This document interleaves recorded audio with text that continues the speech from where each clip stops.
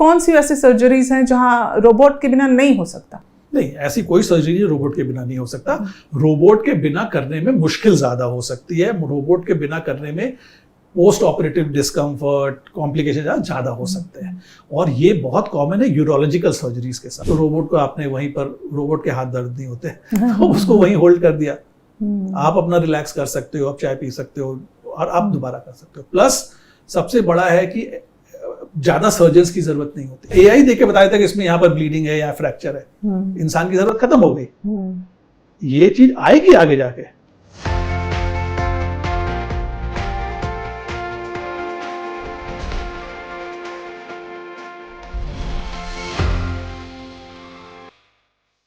नमस्कार, आप देख रहे हैं बिट्स एंड पीसेस। मैं हूं श्वेता रंजन और हमेशा की तरह आज हमारे साथ एक खास मेहमान हैं। हमारे साथ हैं डॉक्टर मनीष अग्रवाल। एक प्रतिष्ठित डॉक्टर हैं, दिल्ली के साकेत के मैक्स सुपर स्पेशलिटी अस्पताल से जुड़े हुए हैं और एक सर्जन के रूप में इन्होंने अपनी काफ़ी पहचान बनाई है और रोबोटिक सर्जरी में माहिर हैं। आपका स्वागत करना चाहूँगी डॉक्टर।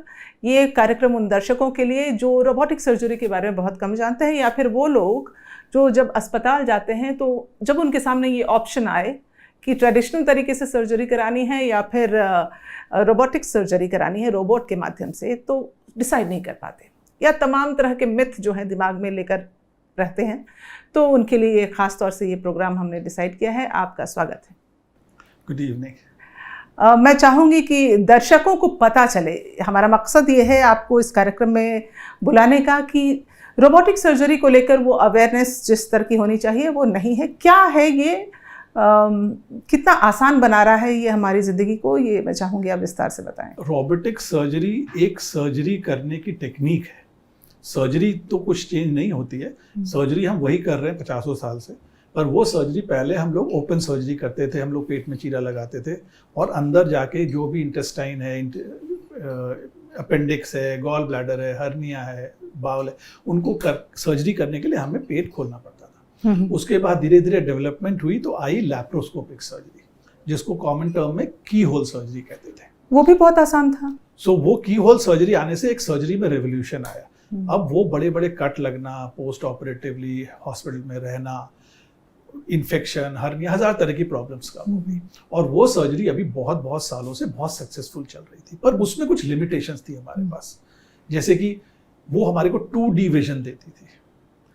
हम पेट के अंदर सर्जरी करते थे एक मॉनिटर को देखते हुए, उस मॉनिटर से हमें 2D विजन मिलता था। प्लस अपने हाथ की जगह हम इंस्ट्रूमेंट्स पेट के अंदर इंट्रोड्यूस करते थे, तो वो स्टिफ इंस्ट्रूमेंट्स होते थे जिसमें कि मोबिलिटी टू डायरेक्शन मैक्सिमम होती थी, कि ऐसे हिल सकता है या ऐसे, इससे ज्यादा नहीं हिल सकता था वो। तो हाथ की तरह सब तरह से वो नहीं मूव करता था। इस लिमिटेशन के कारण कई सर्जरीज हमें फिर भी ओपन तरीके से करनी पड़ती थी।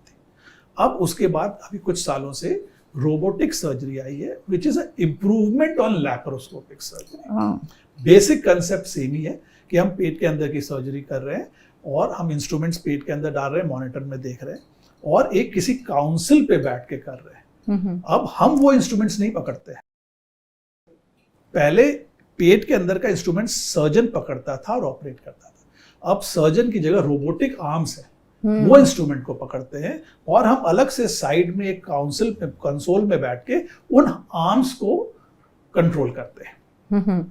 So it has made our entire process very easier, or it has made the surgeon's job much easier, much comfortable. और अगर सर्जन कंफर्टेबल होता है, एंड रिजल्ट पेशेंट नहीं मिलता है। So मतलब जैसे कि पहले हाथ आपका, अब आपको कोई प्रोसीजर करना है जिसमें आपको ऐसे घुमाना है कुछ, अब इससे ज्यादा घुमाना है तो हाथ नहीं घुमा सकता, तो रोबोटिक 360 डिग्री घूम सकता है। So इससे वो थकता नहीं है। हम ये कहें कि दर्द कम, घाव कम और रिकवरी भी जल्दी है, ऐसा कुछ कह सकते हैं। ये लैप्रोस्कोपिक सर्जरी से भी मिल रहा था। दर्द कम, रिकवरी फास्ट हमें लैप्रोस्कोपिक से मिल रहा था और रोबोटिक से भी वही मिल रहा है। बट हाँ, लैप्रोस्कोपिक से अगर हम 5 तरह की सर्जरी कर पा रहे थे, इसमें हम 10 तरह की कर पा रहे हैं। काफी डिफिकल्ट सर्जरी जो हम लैप्रोस्कोपिक अभी नहीं कर पा रहे थे क्योंकि हमारे पास कंस्ट्रेंट्स थे, वो हमारे पास कम हो गए हैं रोबोटिक सर्जरी आने के बाद। तो जैसा आपने कहा, पहले पारंपरिक स्टाइल में होता था, ट्रेडिशनल वे ऑफ सर्जरी, फिर लैप्रोस्कोपिक, अब रोबोटिक में, मतलब डॉक्टर्स को पढ़ाई से मुक्ति कभी नहीं मिलनी है, अपग्रेड होते रहना है। नहीं, डॉक्टर्स को अनलर्न करना पड़ता है। Oh really? यस। हमारे लिए उल्टा हो गया, हमने पहले ओपन सर्जरी, हमारी एजुकेशन तो ओपन सर्जरी में हुई, उस समय तो लैप्रोस्कोपिक भी नहीं था, रोबोटिक भी नहीं था। फिर जब लैप्रोस्कोपिक आई तो हमें सीखना पड़ा लैप्रोस्कोपिक करना। जब रोबोटिक आई तो हम लैप्रोस्कोपिक भूलना पड़ा, क्योंकि अगर हम लैप्रोस्कोपिक तरीके से सोचेंगे तो वो रोबोटिक करने में दिक्कत आएगी। Oh, yes, so you have to unlearn certain techniques and then go into the new techniques. And unlearning is very not difficult. easy. It's not easy. तो आपके जो instincts, reflexes डेवलप हो जाते हैं, उसको आपको दबाना पड़ता है नए reflexes डेवलप करने के लिए। बट अदरवाइज टेक्नोलॉजी ने हमें बहुत हेल्प किया है। जो चीज हमें बहुत डिफिकल्ट लगती थी करने में सर्जिकली, अब वो बहुत आसान लगती है। But how adept are the surgeons, the doctors here in India? मतलब have you been able to pick up and match the pace? Delhi जैसी जगह, देखिए मैं पूरे इंडिया के बारे में नहीं बता पाऊंगा, बट मेट्रोपॉलिटन सिटीज में, दिल्ली, बॉम्बे, इन सब जगह में जैसे अगर बात की जाए, दिल्ली में मैक्स हॉस्पिटल में 10 से 15 रोबोट्स लगे हुए हैं। कुछ साल पहले जब पहला रोबोट आया था कितना हंगामा हुआ था कि रोबोट लग गया। आज के दिन हर ओटी में एक रोबोट लगा और सुबह से रात तक यूज होता है। लोगों को भरोसा बिल्ड होता है कि मतलब पेशेंट्स को देखो, पेशेंट्स तो एडवर्टीजमेंट और मीडिया और फिर क्या आते हैं, वो तो जिस सर्जरी में रोबोटिक नहीं भी हो सकता बोलते जी हमारे पास तो पैसे हैं, आप रोबोटिक करो। नहीं, लेकिन रोबोटिक पे भरोसा होना भी एक बहुत, वो सबको लगता है नई चीजें तो अच्छी होगी। नहीं, लेकिन डॉक्टर ये भी लगता है, पर डॉक्टर का काम है ये बताना कि आपके लिए ये प्रोसीजर इस तरीके से ज्यादा अच्छा होगा। कई चीजें हमें रोबोटिक अच्छी नहीं कर सकते हम, या नहीं करना चाहते, नहीं होना चाहिए, उसके लिए ट्रेडिशनल ओपन सर्जरी होनी चाहिए। पर पेशेंट आके बोलते हैं जी रोबोटिक करवानी है, तो ये डॉक्टर की रिस्पॉन्सिबिलिटी ये बताना कि ये सर्जरी आपकी रोबोटिक नहीं हो सकती, ये ओपन होगी या ये लैप्रोस्कोपिक होगी। तो ये होती है। और ट्रेनिंग थोड़ी सी जैसे एक मेरी फ्रेंड ने मुझे कहा रोबोटिक सर्जरी करानी थी, नी रिप्लेसमेंट था शायद उनकी फैमिली में, तो शी वाज वेरी कंसर्न कि जब रोबोटिक होगा तो वो तो कंट्रोल नहीं हो सकता, ह्यूमन होता है तो कंट्रोल होता है। सो ये मिसकॉन्सेप्शंस लोगों में हैं। ये मिसकॉन्सेप्शन ये भी है कि रोबोट अपने आप काम करने लग जाए तो क्या होगा, पर अभी तक ऐसा हुआ नहीं है, अभी तक हुआ नहीं है। और रोबोट पूरा ह्यूमन कंट्रोल में रहता है। रोबोट हम कंसोल में बैठ के फिंगर से हिलाते हैं, जैसे ये हमने हिलाया तो वो इंस्ट्रूमेंट हिला, हमने काटा तो काटा, तो वो हमारे पूरे कंट्रोल में होता है। ऐसे होने के चांसेस बहुत कम है। ये हो सकता है कि किसी को रोबोटिक सर्जरी करनी नहीं आती हो और वो करने की कोशिश कर रहा है, पर ये सब बड़े हॉस्पिटल्स में नहीं होता है नॉर्मली, और वहां पर रोबोट्स अवेलेबल भी नहीं है जहाँ पर कि मिसयूज हो सके ज़्यादा। बट अगर हम कॉस्ट फ्रेंडली तो बहुत नहीं है ना, ऐसा है? नहीं, अभी कॉस्ट फ्रेंडली नहीं है, और बहुत सारी सर्जरीज अभी है जो इंश्योरेंस से रोबोटिक के लिए क्लियर्ड भी नहीं है। अच्छा। जैसे आज के दिन हम हर्निया करना चाहें या गॉल ब्लैडर करना चाहें या ये सब करना चाहें, अपेंडिसेक्टमी करना चाहें, तो ये रोबोट के लिए इंश्योरेंस कवर भी नहीं देता। सो इसके लिए तो काम होना चाहिए कि जब आप मतलब रिलायबिलिटी है, हॉस्पिटल को भरोसा है और पेशेंट को भरोसा है, करवा रहे हैं। ये मार्केट फोर्सेस हैं, ये अपने आप स्ट्रीमलाइन होंगे धीरे धीरे समय के साथ। कुछ प्रोसीजर्स जो कि रोबोट के बिना हो ही नहीं सकते, उसके लिए तो उन्होंने इंश्योरेंस वालों ने अभी परमिशन दे दी है। कुछ दोनों तरह से हो सकते हैं, तो उनको लगता है अगर सस्ते में हो सकता है तो महंगे से क्यों करा जाए। जैसे धीरे धीरे ये अपने आप हो जाएगा, ये नेचुरल समय की बात है। तो जैसे टू मेंशन अ फ्यू, अगर हम देखें तो कौन सी ऐसी सर्जरीज हैं जहां रोबोट के बिना नहीं हो सकता? नहीं, ऐसी कोई सर्जरी रोबोट के बिना नहीं हो सकता। रोबोट के बिना करने में मुश्किल ज्यादा हो सकती है, रोबोट के बिना करने में पोस्ट ऑपरेटिव डिस्कम्फर्ट, कॉम्प्लिकेशन ज्यादा हो सकते हैं। और ये बहुत कॉमन है यूरोलॉजिकल सर्जरीज के साथ, कैंसर सर्जरीज के साथ। जैसे हम पेल्विस में कोई करते हैं, टोटल प्रोस्टेटेक्टमी करनी है, ये सब, इन सब में बहुत ज्यादा फर्क पड़ता है रोबोटिक सर्जरी से। हमें बहुत ज्यादा एडवांटेज मिलता है as compare to any other way of surgery. Precision होता है और बहुत डिफिकल्ट एरियाज में वो एक्सेस कर सकता है। अब आप तो अपनी आंखों से देखोगे तो सीधा ही देखोगे, लैप्रोस्कोप से भी देखोगे तो आप सीधा देखोगे, ज्यादा 30 डिग्रीज पे देख सकते हो। रोबोट तो कहीं भी घुस सकता है, उसमें मेलिएबल होता है, आपने घुस के अंदर जाके देखा ही, वहां से वहां देख लिया, तो जो आप नहीं देख सकते वहां पहुंचना बहुत आसान होता है। मेहनत वाला काम बड़ी आराम से 6, 7, 8 घंटे सर्जरी चल रही है, आपके हाथ दर्द हो जाए तो रोबोट को आपने वहीं पर, रोबोट के हाथ दर्द नहीं होते, तो उसको वहीं होल्ड कर दिया, आप अपना रिलैक्स कर सकते हो, आप चाय पी सकते हो और आप दोबारा कर सकते हो। प्लस सबसे बड़ा है कि ज्यादा सर्जन्स की जरूरत नहीं होती, एक सर्जरी में 3 सर्जन 4 सर्जन की जरूरत होती है, असिस्टेंट सर्जन की। अब असिस्टेंट सर्जन आपका रोबोट है। मतलब ये जॉब छीन रहा है। नहीं, वो तो जो थ्रेट है एआई को लेकर वो तो रहेगा नहीं, पर वो जॉब पता नहीं, वो मुझे पता नहीं, पर सर्जन वहां पर उस समय वो काम शायद रोबोट के बिना हो ही नहीं सकता। सर्जन की वो असिस्टेंट सर्जन के लेवल पे लोग रह जाते, अब वो रोबोटिक सर्जन बनेंगे, लोअर लेवल के हट के वो सीनियर लेवल का काम करेंगे। सिंपल काम मशीन करेगी, एआई करेगी। जो डिफिकल्ट काम है या जो जिसमें ज्यादा आपको कॉम्प्रिहेंड करना है, डिसीजंस लेने हैं, वो सब काम मेरे ख्याल से ज्यादा अच्छा होगा सर्जन्स के थ्रू। बट इसमें कहीं ऐसा लगता है डॉक्टर कि अपनी स्किल कम हो रही है जो क्योंकि सब कुछ अब रोबोट कर रहा है। रोबोट कुछ नहीं कर रहा। रोबोट क्या कर सकता है? रोबोट को तो आप बोल रहे हो, तो आप जहां पर ले जा रहे हो वहीं जा रहा है ना वो। अगर आपको पता ही नहीं है कहाँ जाना है और क्या काटना है और कितने से काटना है, कितना काटना है, तो रोबोट कैसे काटेगा? जैसे आप नी रिप्लेसमेंट की बात कर रहे थे, तो उसमें कितने सेंटीमीटर या कितने इंचेस काटना है। इंसान काटता तो 1 मिलीमीटर का फर्क हमारे लिए बहुत कम होता, रोबोट के लिए 1 मिलीमीटर बहुत बड़ी चीज पर्टिकुलर है। तो इस चीजों से फर्क पड़ता है। रोबोट अपने आप डिसीजन 1 सेकंड का भी नहीं लेता वो। अभी तक वो टेक्नोलॉजी हमारे पास नहीं आई है कि रोबोट ही डिसाइड करे। हो सकता है आए। जैसे कि रेडियोलॉजी, जैसे होता है कि रेडियोलॉजी के एक्सरे मशीन, एक्सरे है या सीटी स्कैन है, तो कंप्यूटर ही देख के बता देता है या एआई देख के बता देता है कि इसमें यहाँ पर ब्लीडिंग है या फ्रैक्चर है। इंसान की जरूरत खत्म हो गई। ये चीज आएगी आगे जाके, इम्पॉसिबल नहीं है। पर अभी वाला रोबोट सब कुछ हमारे बोलने से ही कर रहा है। अगर हमें नहीं आता तो बेचारा रोबोट नहीं कर पाता है। अच्छा, कुछ ऐसे केसेस हैं डॉक्टर जिसमें आपको लगता है कि इन सर्जरीज में रोबोटिक सर्जरी ही अच्छा है, मतलब आप रिकमेंड करेंगे? देखिए, रोबोटिक सर्जरी लैप्रोस्कोपिक सर्जरी से अच्छी है, इसमें कोई डाउट नहीं है। कॉस्ट इफेक्टिव है कि नहीं, इसमें डाउट है। हमें अगर 19-20 का फायदा हुआ पर खर्चा हमारा डबल हो गया, सो फिर डिसीजन लेना पड़ता है वो 19-20 का फायदा करवाएं कि वो 50% हम खर्चा कम करें। ये नहीं होता कि रोबोट लेप्रोस्कोप से खराब करेगा काम, उतना या उससे अच्छा ही करेगा, पर उतने के लिए हम इतना खर्चा बढ़ाएं, हम इतना सेटअप बढ़ाएं, वो वाली बात होती है। Of course. So doctor, you been a general surgeon और आपके पास तमाम ऐसे पाइल्स और फिस्टुला के केसेस लगातार आते रहे हैं। थोड़ा I would like to touch upon that also कि इन केसेस में रोबोटिक सर्जरी रिकमेंडेड है? पाइल्स, फिशर, फिस्टुला, ये मेरी स्पेशलाइजेशन है। इसमें भी टेक्नोलॉजी ने हमें बहुत हेल्प किया, पर इसमें रोबोटिक सर्जरी का रोल नहीं है, इसमें लेजर का रोल आया है। पाइल्स एक सबसे कॉमन बीमारी है हिंदुस्तान में, क्या पूरी दुनिया में है, और हिंदुस्तान में तो एटलीस्ट सब इंसान इससे डरते हैं सर्जरी के नाम से। एक जनरल बात है कि पाइल्स की सर्जरी के बाद तो गए, बेड रिडन हो जाएंगे, इतना दर्द होगा, इतना होगा, क्योंकि हमारे पास पाइल्स की जो सर्जरी होती थी आज से 20 साल पहले, वो बहुत डिस्कम्फर्टिंग होती थी पेशेंट के लिए।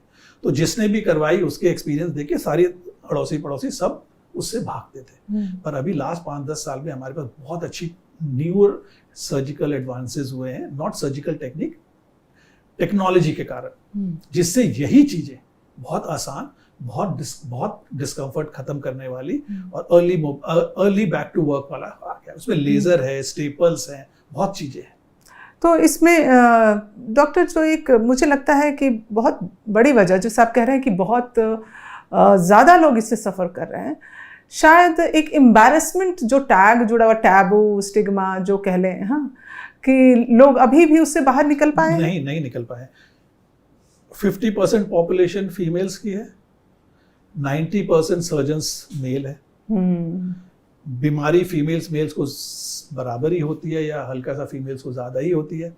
रीजन भी प्रेगनेंसी के समय बढ़ जाती है, चाइल्ड बियरिंग के समय बढ़ जाती है, क्योंकि यूट्रस का जो प्रेशर पड़ता है हमारे ब्लड वेसल से, उससे पाइल्स, फिशर, कई सारी बीमारियां बढ़ जाती हैं।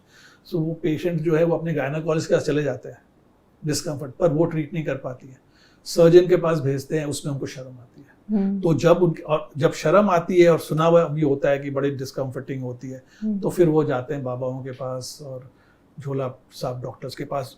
तभी आप देखेंगे हर रेलवे स्टेशन के पास बड़ा बड़ा लिखा होता है तसल्ली बख्श इलाज किया जाता है बवासीर का क्योंकि लोग डरते हैं डॉक्टर्स के पास जाने से, पर अब वो खत्म हो रहा है। अब हम पंचशील वाले मैक्स में करते हैं 90% सर्जरीज डे केयर सर्जरी होती है, पाइल्स, फिशर, फिस्टुला की। सुबह आते हैं 4-5 घंटे में घर चले जाते हैं। हमारे पास बहुत सारी टेक्निक्स है, लेजर है, इंफ्रारेड कोगुलेशन है, स्टेपल्ड है, बहुत सारी टेक्निक्स आई जिससे कि ब्लीडिंग, पेन, डिस्कम्फर्ट करीब करीब ना के बराबर आ गया। हम प्रमोट करते हैं ऑफिस प्रोसीजर की तरह कि ऑफिस से आओ, सर्जरी करवा के वापस जाओ। तो बहुत टेक्नोलॉजी ने हमें बहुत हेल्प किया है।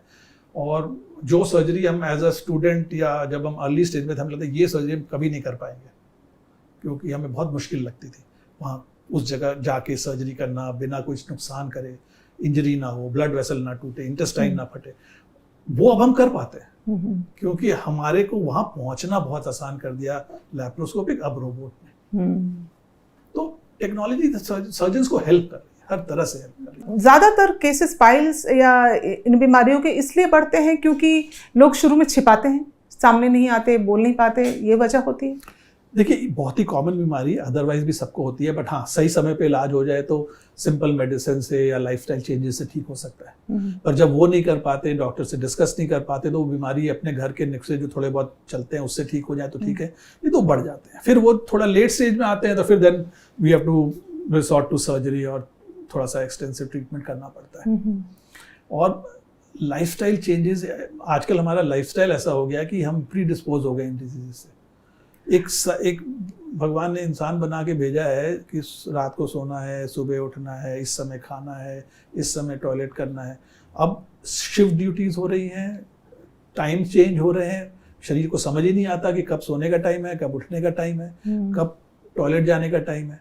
और जब ये सिस्टम गड़बड़ होता है तो फिर कॉन्स्टिपेशन होता है, इंटेस्टाइन की प्रॉब्लम्स बढ़ती हैं और ये प्री डिस्पोज करता है। सो बेसिकली ये हमारे सेडेंट्री लाइफस्टाइल से जुड़ा है या फिर किसी खास तरह के खान पान से? सिर्फ सेडेंट्री लाइफस्टाइल नहीं है, रूटीन लाइफस्टाइल नहीं है। आपके पास एक सिस्टम नहीं बना हुआ, ब्रेन को एक सिस्टम नहीं बना हुआ कि मेरे को अभी सोने का टाइम हो गया, अब उठने का टाइम हो गया। 15 दिन तो डे शिफ्ट चल रहा है, 15 दिन नाइट शिफ्ट चल रहा है, फिर फोन रात को चल रहे हैं, अमेरिका से कनेक्टेड है। तो ब्रेन को समझ नहीं आता, जब समझ नहीं आता तो वो रिफ्लेक्सेस खत्म हो जाते हैं कि सुबह उठते ही था कि सुबह उठते ही चाय पियेंगे, पॉटी करने जाएंगे, ये खत्म हो गया क्योंकि सुबह उठते तो भाग रहा है ऑफिस के लिए, तो उसको टाइम ही नहीं मिला, तो ब्रेन ने रोक दिया।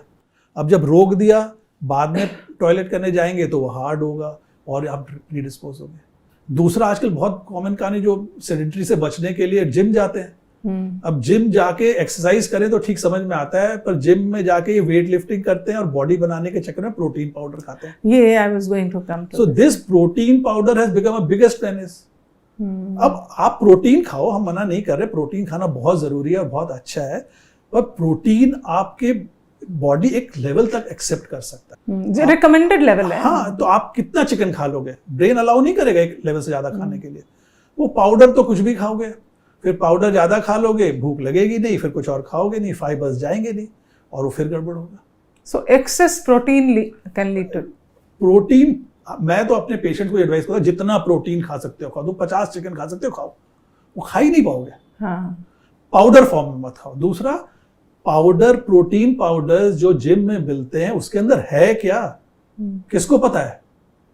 हिंदुस्तान में तो भैया कई बार तो दवाइयों में अडल्ट्रेशन का वो लगता है, जबकि उस पर तो लॉज है, रूल्स है, रेगुलेशंस है। प्रोटीन पाउडर तो मेडिसिन के अंदर आता ही नहीं है, उसके अंदर रेगुलेशंस ही नहीं है। और एक जिम में एक आदमी ने प्रोटीन पाउडर खाया, उसकी बॉडी बन गई, तो दूसरे को रिकमेंड करता है। उस प्रोटीन पाउडर में क्या क्या मिला हुआ है ये किसी को पता ही नहीं है। फिर लोग बोलते हैं इंपोर्टेड ब्रांड, बड़ा अच्छा ब्रांड, तो वो तो और गया, उसमें तो और ही कंट्रोल नहीं है आपका। सो ये सब चीजें हैं। और ज्यादा वेट लिफ्टिंग वाली एक्सरसाइज आपको सुंदर तो बना देते हैं पर हेल्दी नहीं बनाती है। आप कार्डियो कर रहे हो, आप स्ट्रेचिंग एक्सरसाइज कर रहे हो, आप योगा कर रहे हो, इनसे आपकी बॉडी स्ट्रांग और हेल्दी बनती है। अब वेट लिफ्टिंग से नहीं बनती, वेट लिफ्टिंग से हर्निया, पाइल्स, हमारे पेशेंट्स मरते हैं बस। सो डॉक्टर, इसमें पाइल्स, फिशर, फिस्टुला, इसमें भी कोई ग्रेड है क्या? मतलब कि ग्रेड 1 लेवल में कैसे पहचाने, ग्रेड 2 में कैसे पहचाने? देखिए, स्टूल के पैसेज में जो भी बीमारी होती है ना, जनता को वो लगता है कि वो पाइल्स है। पहली बार तो डर जाता है सबको कैंसर लगता है वहां पर पाइल्स, पर वहां बहुत अलग अलग तरह के डिजीजेस होती है, उसके अलग अलग बीमारी, अलग अलग इलाज होता है। पाइल्स का मतलब होता है स्टूल में ब्लड आना। उसमें ग्रेडिंग है, grade 1, grade 2, grade 3, grade 4। Grade 2, grade 3 तक आए तो हम बिना सर्जरी के उसको आराम से ठीक कर सकते हैं। बहुत लेट हो गया।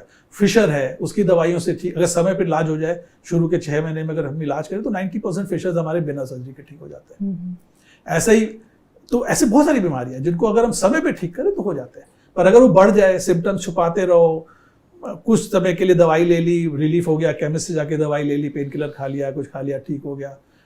और पाइल्स में सबसे बड़ी प्रॉब्लम है, जो बेसिक पाइल्स है उसमें पेनलेस ब्लीडिंग होती है। तो अब दर्द हो नहीं रहा, शर्म आती है आपको बताने में, तो आप बैठे रहते हो घर में।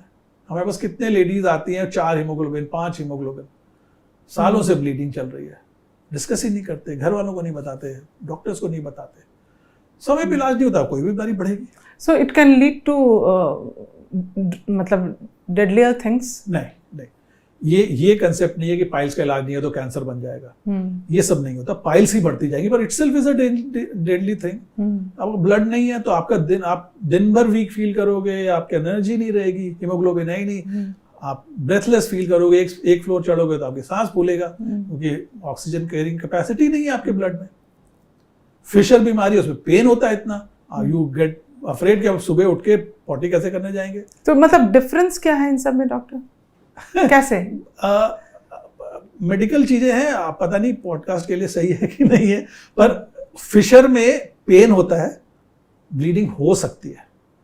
पाइल्स में ब्लीडिंग होती है, पेन हो सकता है। पाइल्स में वहां की ब्लड वेसल्स बढ़ गई, जब लैटिन करते हैं उसमें इंजरी हो जाती है, ब्लड आता है, ये पाइल्स हो गया। फिशर में स्टूल का पैसेज टाइट हो गया, जब स्टूल करने की कोशिश करते हैं, पैसेज जब खुलता है तो कट जाता है, तो पेन होता है। इसकी फिशर की एक छोटी सी सर्जरी होती है, वो पैसेज में एक रबर बैंड सा होता है, स्फिंक्टर कहते हैं, उसको स्निप कर दिया, 2 मिनट की सर्जरी होती है और जिंदगी भर की प्रॉब्लम सॉल्व हो जाती है। ओके। पर 90% वहां तक आते ही नहीं है, बताते वो घर में दवाई लेके, लेग्जेटिव लेके काम चलाते रहते हैं। फिर जब उनको कोई ऐसा मिलता है जो वो बोलता है हाँ मैंने करवाई थी और मेरे को दिक्कत नहीं हुई, तब आते हैं। तो आज से 5-10 साल बाद सब आएंगे। Number of people who have got cured and are feeling good after surgery is increasing. तो वैसे प्रोपोगेट होगा। इन कमिंग ईयर्स आप कहाँ देखते हैं, मतलब हमारे भारत में जो मेडिकल फील्ड है, इसमें हमारी निर्भरता रोबोटिक सर्जरी के ऊपर कितनी होने वाली है? अभी बहुत दूर है। ओके। अभी it's too costly to put in a robot. Delhi में भी मतलब 10 हॉस्पिटल में ना हो रोबोट।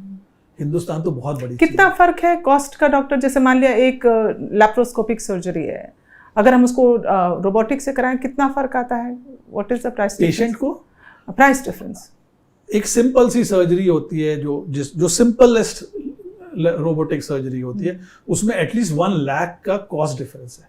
मतलब अगर लैप्रोस्कोपिक सर्जरी 1 लाख में हो रही है तो रोबोटिक सर्जरी 2 लाख में हो रही है। It may double the cost. It may double the cost, but it's not double thing, it's 1 lakh extra. अगर 2 लाख की लैप्रोस्कोपिक सर्जरी 3 लाख की रोबोटिक हो गई। बट कुछ सर्जरी जो हो ही नहीं पा रही थी वो हो पा रही है रोबोटिक, बिना डिस्कम्फर्ट के। कुछ ऐसे मिथ हैं डॉक्टर जो आप बताना चाहेंगे which I am missing out on? ये डिसीजन लेना पेशेंट के लिए बड़ा मुश्किल हो जाता है कि उसको लैप्रोस्कोपिक करवाना चाहिए या रोबोटिक करवाना चाहिए। और ये इसमें डॉक्टर का भी बायस थोड़ा बहुत हो जाता है, पेशेंट का भी बायस होता है। सो उसमें कई बार मुझे लगता है कि पेशेंट को ऐसे सेंटर में जहां दोनों तरह की सर्जरी होती है वहां जाके डॉक्टर पे डिसीजन छोड़ना पड़ेगा। जहां पर एक ही तरह की सर्जरी होती है वहां तो वो डॉक्टर आपको कोई दूसरा ऑफर ही नहीं कर सकता। पर जहां दोनों तरह की सर्जरी होती है वहां पर आपको बेटर चॉइस मिल सकती है कि आप इन दोनों में से कौन सी करवाएं। डॉक्टर, कई बार लोग जो पेशेंट है वो डिसाइड नहीं कर पाते कि ट्रेडिशनल तरीके से सर्जरी कराएं या फिर रोबोटिक का सहारा लें। सो उस समय क्या करना चाहिए एक पेशेंट को? मेरे पास पेशेंट्स आते हैं, मैक्स हॉस्पिटल में मैं काम कर रहा हूँ, वन ऑफ द मोस्ट मतलब best hospitals in Delhi, but costly भी है। और बहुत हर तरह के लोग आते हैं पेशेंट जो अफोर्ड नहीं कर सकते। तो उनको मैं यही समझाता हूँ कि नहीं, ऐसा नहीं है कि अगर हम लैप्रोस्कोपिक या रोबोटिक नहीं कर पा रहे हैं तो आपकी सर्जरी खराब होगी। You can't afford this, does not matter. वो सर्जरीज पहले ओपन ही होती थी और 90% हिंदुस्तान के डॉक्टर्स आज भी ओपन सर्जरी लैप्रोस्कोपिक या रोबोटिक से अच्छा कर सकते हैं। जिसको ओपन सर्जरी ज्यादा अच्छी करनी आती है वो अगर रोबोटिक या लैप्रोस्कोपिक करेगा तो उसका रिजल्ट अच्छा नहीं होगा। So go to a place where they are, जो उस सर्जन को जिस तरह से करना आता है उस तरह से करने के लिए दो उसे, तो बेस्ट पॉसिबल रिजल्ट आएगा। अगर मुझे हर्निया ओपन करना आता है ज्यादा अच्छा, तो आज मेरे को रोबोट मिल जाएगा तो मैं रोबोट से ज्यादा अच्छा नहीं कर दूंगा, क्योंकि मुझे ट्रेनिंग ओपन की हुई है और हजारों साल से ओपन तरीके से हो रहा है और सब ठीक हो रहे हैं। 2 दिन का आपका डिस्कम्फर्ट ही तो कम हुआ, चांसेस ऑफ कॉम्प्लिकेशन कम हो गए, मतलब थोड़ी ना पहले सब में कॉम्प्लिकेशन होते थे। तो 99% सर्जरीज ओपन हो सकती है। सो आप ऐसे डॉक्टर्स उस तरह से सर्जरी करवाएं जिस तरह से उस सर्जन को करनी आती है। एक्सीलेंट। जिसको ओपन करनी आती है उससे लैप्रोस्कोपी करवाएं, जिसको लैप्रोस्कोपिक आती है उससे ओपन करवाएं, तो रिजल्ट अच्छे नहीं मिलेंगे। Of course. So you have to let the surgeon decide. आपको फाइनली डॉक्टर पे भरोसा करना पड़ेगा। हमने अब तक यही सुना भी है, डॉक्टर ही भगवान है। जब भी है या नहीं है, आपके पास चॉइस नहीं है। There is no way you can जज कि मैं गलत कर रहा हूं कि नहीं। Of course. अगर मैं गलत कर रहा हूं आप नहीं पकड़ पाओगे। सो एंड आपको भरोसा करना पड़ेगा, उसको बोलना पड़ेगा आपको जो लगता है सबसे अच्छा है वो आप करो। डॉक्टर खोजने में आप दिमाग लगाओ, रिसर्च करो, सब कुछ करो, पर एक बार जब पहुंच गए तो भरोसा करो। हम तो इमरजेंसी में पेशेंट आता है, वो तो फंस गया, वो तो इमरजेंसी में आया, एक्सीडेंट हो गया, उठा के ले आया, जो आसपास हॉस्पिटल था उसमें ले आया। अब वहां पर मैं आज ड्यूटी पे हूं, मेरे पास आ गया, उसके पास चॉइस नहीं थी। ही डिडंट हैव टाइम और ऑप्शन ऑफ रिसर्चिंग कि कौन डॉक्टर खराब है। तो मैं सबसे पहले उसको शांत करने के लिए बोलता हूं कि तुम होप करो कि मैं अच्छा डॉक्टर हूं, मेरे पास चॉइस नहीं है। Of course. और भरोसा करोगे तो वही चीज मैं करूंगा, तुम्हारे रिजल्ट्स अच्छे आएंगे। और तुम वही शक से करवाओगे, रिजल्ट्स अच्छे नहीं आएंगे, क्योंकि ह्यूमन ब्रेन बहुत ज्यादा स्ट्रांग है। शक से करावा, शक रहेगा, आपको अगले दिन बहुत दर्द होगा पेट में। सेम काम किया है मैंने, जो मेरे से भरोसा आया है उसको अगले दिन दर्द ही नहीं होगा, क्योंकि उसका दिमाग बोल रहा है दर्द एक्सेप्टेड है, सर्जरी के बाद होता है, उसको आराम से टॉलरेट करता है। पर जब शक से आते लगता है कुछ गड़बड़ हो गया जी, कुछ तो गड़बड़ हुई है। थोड़ा ब्रेन हमारा तो पर वही कहीं ना इतना सुनते हैं कि डॉक्टर ने ये गड़बड़ कर दिया, डॉक्टर ने यहाँ गड़बड़ कर दिया, किडनी निकाल दी, बेच दी, तो आदमी के मन में डर बैठा रहता है। नेचुरल है, उसमें उसका गलती नहीं है, उसकी गलती बिल्कुल नहीं है, बट क्या करें, प्रोफेशन ऐसा है, फाइनली भरोसा ही। You have to trust, you have to trust your lawyer, you have to trust your doctor, you have to trust your teacher. Yes, you have. Thank you, doctor. इसी trust को हम अपनी earning मानते हैं, जितने लोग हम पे ट्रस्ट कर रहे हैं यही हमारी सबसे बड़ी अर्निंग है। सही बात। Thank you doctor, thank you. तो आज के इस एपिसोड में फिलहाल इतना ही। जल्द जुड़ूंगी आपसे एक नए अंक में एक नए मेहमान के साथ। नमस्कार।